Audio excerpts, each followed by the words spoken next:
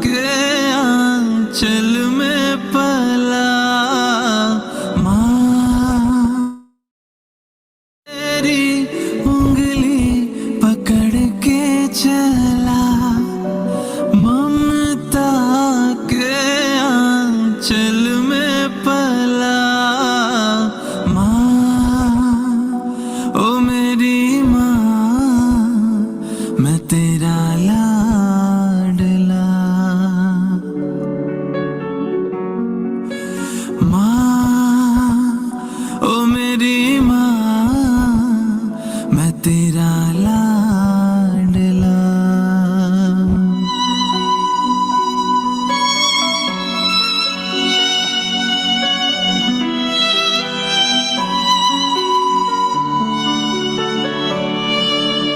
बन के तेरा साया मैं तुझको थाम लूं, उठ के रब से पहले मैं तेरा नाम लूं।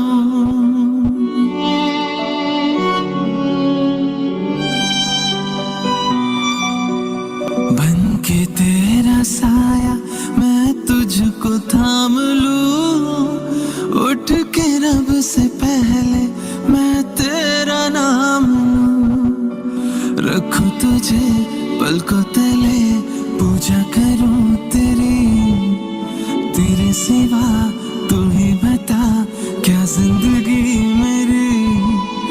मैं तो तेरे सपनों के रंग में ढला, तेरी उंगली पकड़ के चला, ममता के आंचल में पला, तेरी उंगली पकड़ के चला, ममता के आंचल में पला माँ, ओ मेरी माँ, मैं तेरा ला। Shloka which I had told Mahatma Ji that he should put it first. He said, I was a very small girl, but he listened to me, which is a beautiful thing. Pratar namami. The first thing you have to say, Pratar namami rudhi sanspuradma tattvam satchit sukham paramahansa gatim turiyam. Meaning, early in the morning, I pray to that principle of my spirit, which is the truth, the attention, and joy, so that I should go to the highest state of my ascent.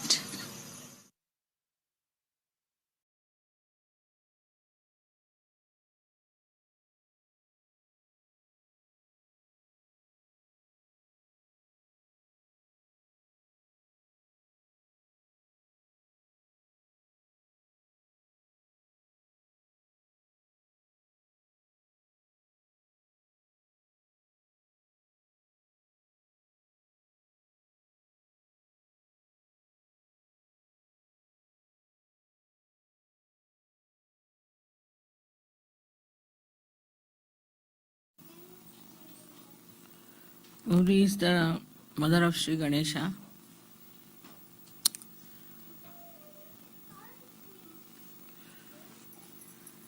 And she produced Sri Ganesha because she was having a bath, and to protect her chastity, she created Sri Ganesha. In the same way,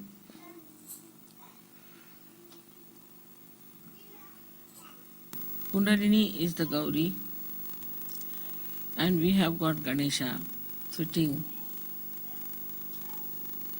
in the Muladhara chakra. So we have Muladhara as the abode of the Gauri, of Kundalini.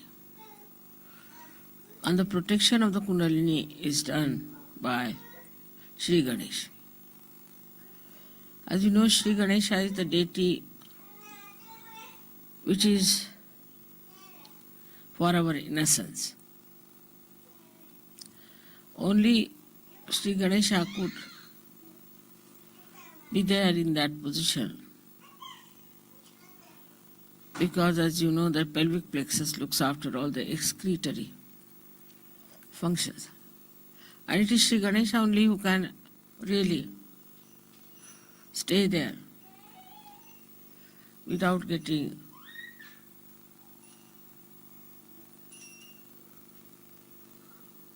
dirtied by the surroundings. He's so pure, he's so innocent.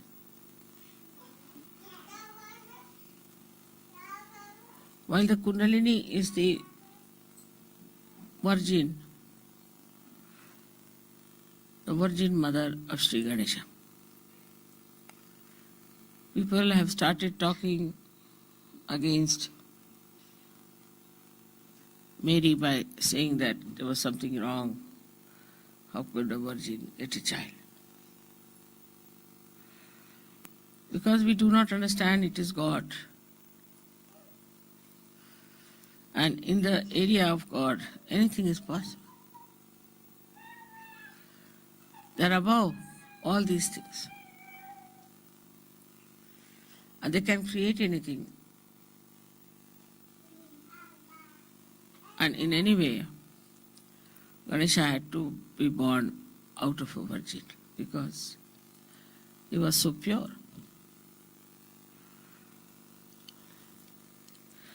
So Kundalini has to be supported by Sri Ganesha.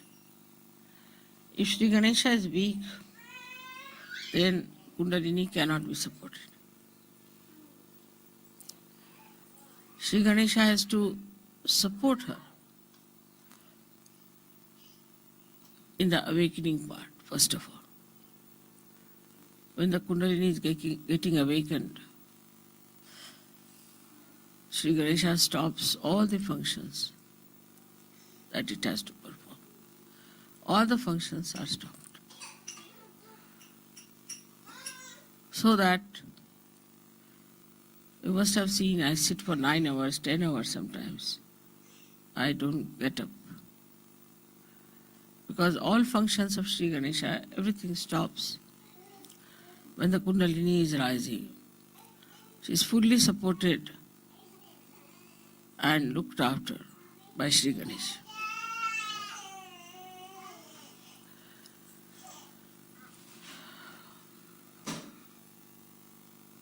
Kundalini is the energy that you know, which gives you your ascent. But it's a virgin energy. It's an energy that is detached. It doesn't get attached to any center, to any function. Only one function it has to do is to slowly and steadily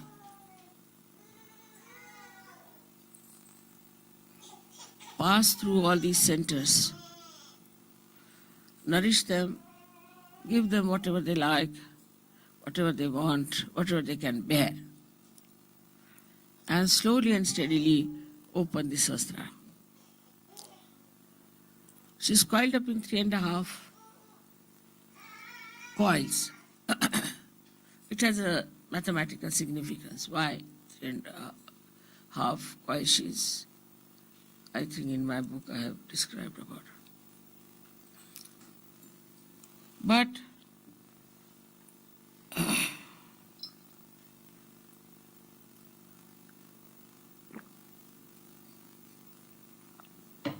though she is a virgin energy, still she is so wise, so sensible, so loving and so caring that when she rises, she doesn't give any complications to you.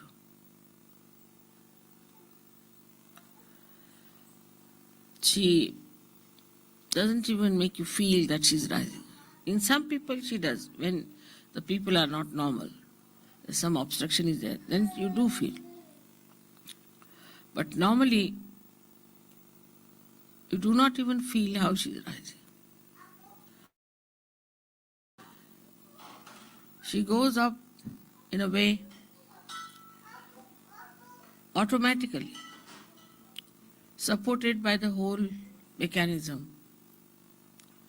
When she rises from one center to another center, the lower center first opens for her to enter in, and then it augments. It closes down so that it can keep the Kundalini in its place. Then it goes higher, there again, till it pierces through Sahasrara. This ascending of Kundalini goes on. So one has to try to meditate in such a manner that this working of the Kundalini is facilitated. The chakras are cleansed out, and ultimately you are in a state of meditation. It's not a question of how to go into meditation.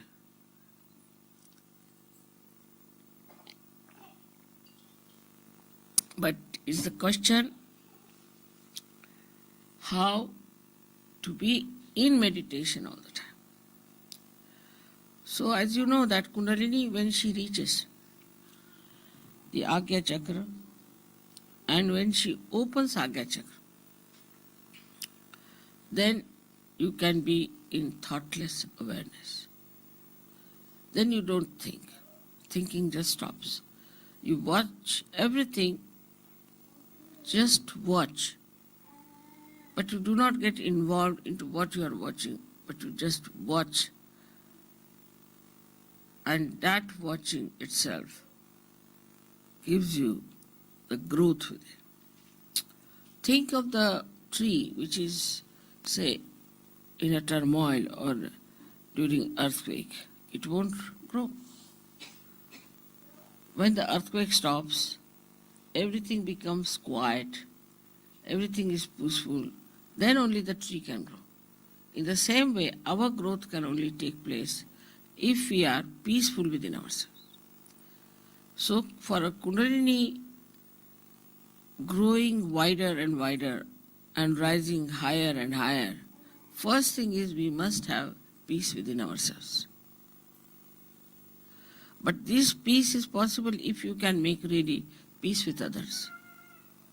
If you cannot make peace with others who are in Sahaja, who are in the collective, if you are in a turmoil, this Kundalini can never rise. That is why collectivity is so important. Without collectivity, your Vishuddhi cannot open. And without collectivity, you cannot have the growth of your spirituality. If the growth of the spirituality, as they say, the tree of life is upside down and the roots are in the brain. And this Kundalini has to go and water that brain. As we water the roots, then it starts flowing downward. And that's how we start expanding. When you start expanding, then you touch the depth of your divinity. And once you have touched the depth of your divinity, then you start working it out in such a manner that people will know that you are yogis, you are people of higher realm, you have something great. It is not how many times you read something, it's not how many times you talk about Sahaja, it's not even how many times you just go on reciting names, but how many times from your heart your pure desire is to ascend. If this pure desire cuts upon you, then the first thing and the last thing you will do is to meditate. You can't do without it. Even if you try, you can't do without it. If you will sleep without meditating, you think, oh, I have not meditated. Not out of guilt, but I have missed something. I have missed something. That should happen to us. So this power of Gauri has to be respected because she is our mother. She is our individual mother. She has given us second birth. She is the one who knows all about us. She is so gentle, so kind. How she slowly rises. She doesn't give us trouble. She takes all the trouble of penetrating through these centers and she gives us the second birth.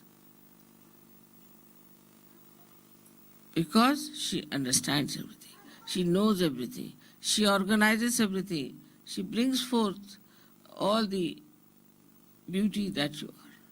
Once you start developing that beauty within yourself, then you will be surprised how powerful you are. Because all these things are of the same nature. Is the truth that you discover, is the same as the beauty, is the same as the joy. You don't have to think that joy is separate, truth is different, beauty is different. Because we are not yet at that point, we just take one facet. But once we reach that point, then the whole thing seems to be one. There is no differentiation at all. It's all one. Many facets of a diamond, but it's one diamond. And that diamond is yourself, your spirit.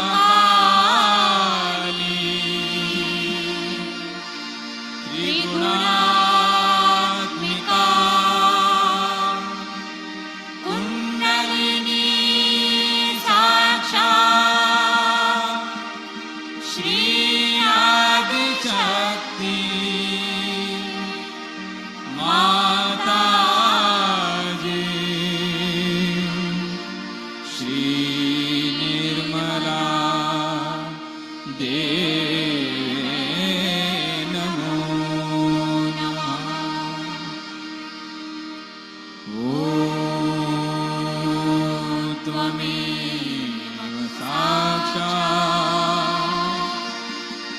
श्रीकल्की साक्षात्